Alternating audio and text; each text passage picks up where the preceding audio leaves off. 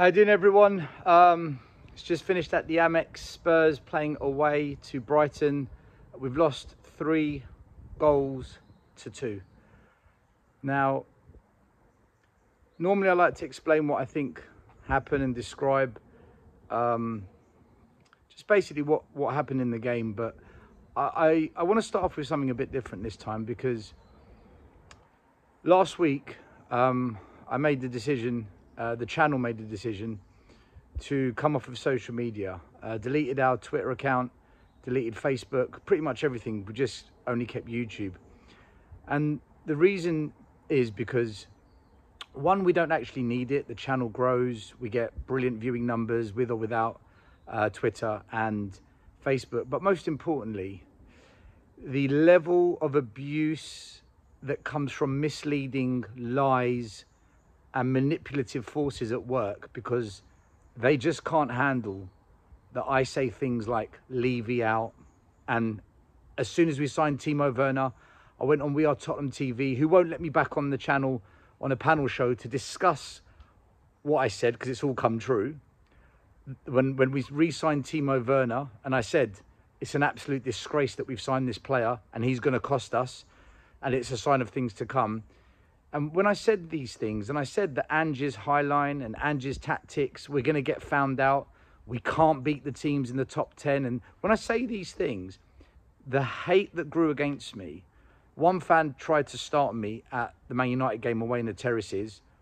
I stood up to him because I stand up for myself in life, but there's situations I don't want. But I'm not going to stop saying it. Levy out. Ange is tactically clueless in key moments of key games. And I don't rate the signings. I don't rate the players we've brought in. And I stick to these things, guys. And last week when we beat Man United 3-0, everyone was raving and jumping up and down. Listen, it was great watching us win. I celebrated every goal. I sang with all the Spurs fans when all the players came over to us up at Old Trafford to say thank you for supporting us today. It was a great day out. I had a lot of fun. The drive up there, the drive back, we had a really good day. But if you go and watch the live show that we did, I said, Man United were awful. That's the worst Man United team I've seen. I said the same thing when we beat Everton 4-0. And fans got so carried away. We never learn, man. We don't learn. And if I say this, right, if I speak about this, do you know what's going to happen? You're negative. Go support Arsenal. You're toxic. And then from that, I stand my ground. And then people want to discuss families and wives and brothers and sisters. And, you know, it gets so deep and personal and nasty that I think to myself, do you know what? I end up getting drawn into that. And then I end up saying things that I regret. And I end up saying things that I don't mean, because of the amount of nastiness that's thrown my way. But it's so one-sided. It's only what Stelios says. It's only what Stelios does. No one wants to look at what is thrown my direction. There's people out there like Dan Hotspur Hood, like Sava, like Scott M, like, you know, a few of the guys on Tottenham Away. Because on Tottenham Away, we actually have quite a well-balanced panel right now. We don't disagree. We don't agree on a lot of things. But I stick to what I say, guys. Levy is a joke. He didn't sign the quality we needed, the level of players that make the difference. Fans, the amount of abuse and hate I got because I said Timo Werner is rubbish, shocking signing. To re-sign him is a sackable offence. I would have got rid of Levy, Ange, Lange, Pange, all of them when we re-signed Werner. And you saw Werner against Coventry, awful. At Man United, shocking. Today, he cost us.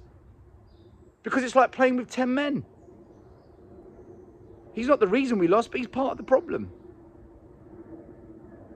Why didn't Mikey Moore start? What's the boy got to do? What's the boy got to show us that he's better than Werner? My left testicle is better than Werner. Your eyebrow is better than Timo Werner. This guy's awful. He shouldn't be at the club.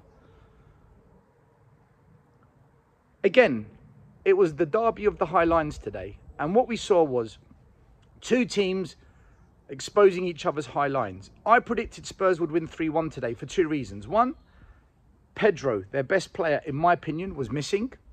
And two, I felt that having watched Chelsea versus Brighton, that we would get into Brighton a lot more than what they would get into us, and that would be the difference. And it showed, and that's exactly how it played out. 2-0 up, dominating, cruise control, but, does our manager know how to manage a game? No. And if you go and listen to his press conference before the game started, what did Ange say? He was asked about two teams that play the same way, two teams that play with a high line.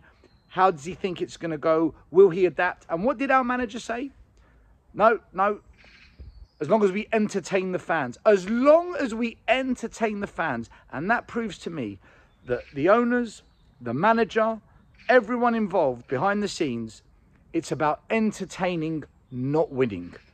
Can you have both? Yes. But you need high quality players to deliver both. Yeah, we're great against Coventry and Karabag and Ferencváros and the worst Man United team we've ever seen. Brighton are a top 10 team. We haven't beaten a top 10 team since December, once. Aston Villa. Man United aren't a top 10 team right now. They're not. Man United are awful. Brentford, where are they? 12th, 13th in the league? Okay, they won yesterday. If they're in the top 10, then I will add them into the top 10. If they end up finishing top 10, I will call them a top 10 team. But that's not what they were last season. I'm going by the teams that I regard as the real top 10. Brighton are a top 10 side. They've been so for the last couple of years. Look what happened. We lost. Again. Our inability to beat the best teams is why this chairman, why this manager and these group of players are so overhyped.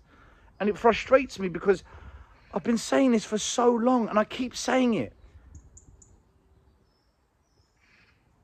The amount of YouTube channels where just the relationship is broken down because they can't stand the fact I say these things. And then it turns personal and toxic. Morons, absolute cretins of the highest order, like Charlie THFC on Twitter. What a shocking individual he is. And I've invited him to come on my channel to debate the footballing points. Has he shown up? Nope. Gives it the Billy Biggins. Where are you, mate? Come and debate. Talk to me about Tottenham. Because they know if they debate me on Tottenham and we discuss the football matters that I keep bringing up, they don't know how to debate it because my points are valid. I thought individually today, we made a lot of errors defensively. I thought at 2-0 up, drop deeper, squeeze the game, stay compact for the first 10, 15 minutes of the second half, manage the game. Do we do that? Nope. We invite the attacks. We allow the wingers to exploit our space that we give them. We allow the crosses to come into the box. Of course, we should have dealt with those crosses. Of course, Udogie, Van de Ven should have been better. But the fact that we're allowing these attacks to happen is a failure to manage the game when you're 2-0 up. I get it when it's 0-0. You want to go for it. Attack. But you're 2-0 up, man. Manage the game. Get the 3 points in the bag. And then as we're collapsing, does he change it? No. Does he adapt the tactics? No. Does he make any subs? No. This manager has not proven to me at all at this level he's the right guy. He hasn't. And all the things I said last year and all the things I said pre-season and all the things I continue to say, even as we were winning games, you ignored it. We never, ever, ever learn as Spurs fans. Look, call me whatever you want. It's because of your inability to debate me and your inability to have the balls to come on my show when I do the fan shows every second Wednesday to properly discuss these points. That's what you're angry at. You're angry at yourself, not me. I say it as it is. Should never have lost that game today. Never. We should have won that. Should have been 3 points in the bag. We fucked it. The manager fucked it. The players, clearly there's no mentality change. Clearly they're not as good as everyone makes them out to be. Guys, we are top 6 at best. Reality is we're currently 8th or 9th, wherever we are in the league. And that is a representation of what we really are.